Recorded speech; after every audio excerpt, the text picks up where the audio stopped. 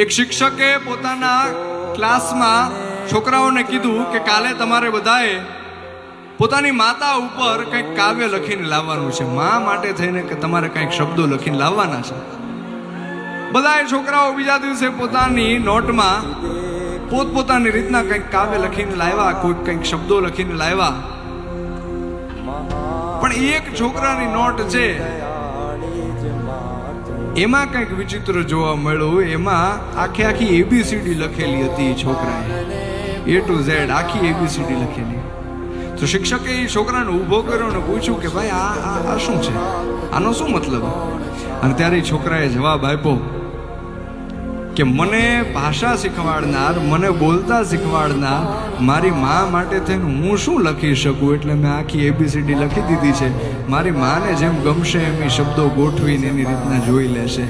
આ મા દીકરાના સંબંધની વાત છે.